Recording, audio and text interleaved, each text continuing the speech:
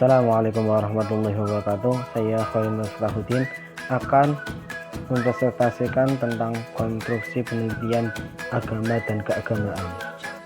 Konstruksi teori penelitian agama adalah suatu upaya memeriksa, mempelajari, meramalkan, dan memahami secara seksama susunan atau bangunan dasar-dasar atau hukum dan ketentuan lainnya yang diperlukan untuk melakukan penelitian terhadap bentuk pelaksanaan ajaran agama sebagai dasar pertimbangan untuk mengembangkan pemahaman ajaran agama sesuai tuntunan zaman. Penelitian agama dalam pandang Juhaya S. Praja adalah penelitian tentang asal-usul agama dan pemikiran serta pemahaman penganut ajaran agama tersebut terhadap ajaran yang terkandung di dalamnya. Juhaya juga berpendapat ada dua bidang penelitian agama, yaitu sebagai berikut: penelitian tentang sumber ajaran agama yang telah melahirkan disiplin ilmu tafsir dan ilmu hadis, dan pemikiran dan pemahaman terhadap ajaran yang terkandung dalam sumber ajaran agama tersebut. Bentuk penelitian dalam studi Islam berdasarkan tujuan yang hendak dicapai. Penelitian dapat dibedakan menjadi 5, yaitu penelitian eksploratif, 2 penelitian historis, 3 penelitian deskriptif, 4 penelitian korelasional, 5 penelitian eksperimen.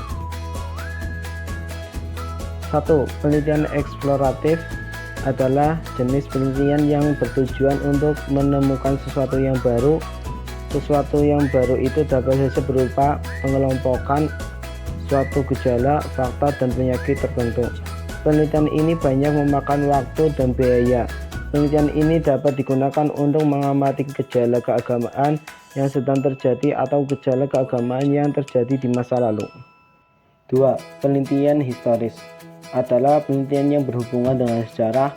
Dalam penelitian historis, sumber sejarah dapat dibagi menjadi 2 bagian, sumber primer dan sumber sekunder.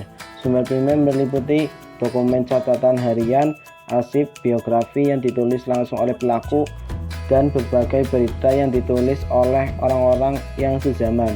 Sedangkan sumber sekunder meliputi data sejarah yang bersumber dari hasil rekonstruksi orang lain, seperti buku dan artikel yang ditulis oleh orang-orang yang tidak sezaman dengan peristiwa tersebut. 3. Penelitian deskriptif. Penelitian deskriptif adalah sebuah penelitian yang bertujuan untuk menggambarkan gejala sosial, politik, ekonomi, dan budaya. Dalam penelitian agama, penelitian deskriptif berusaha menggambarkan suatu gejala keagamaan. 4. Penelitian korelasional bertujuan melihat hubungan antara 2 gejala atau lebih.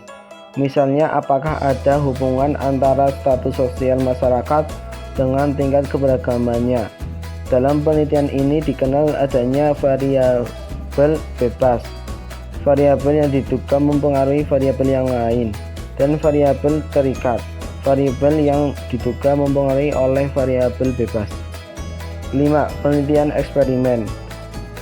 Penelitian eksperimen merupakan metode penelitian yang menguji suatu cara dan teori terhadap suatu penyelesaian masalah. Penelitian yang menggunakan eksperimen agak sulit dilakukan dalam penelitian agama. Namun dalam berbagai hal, eksperimen dapat dilakukan dalam penelitian agama. Misalnya untuk mengevaluasi perbedaan hasil belajar dari berbagai model pendidikan agama. Sekian presentasi dari saya. Terima kasih. Wassalamualaikum warahmatullahi wabarakatuh.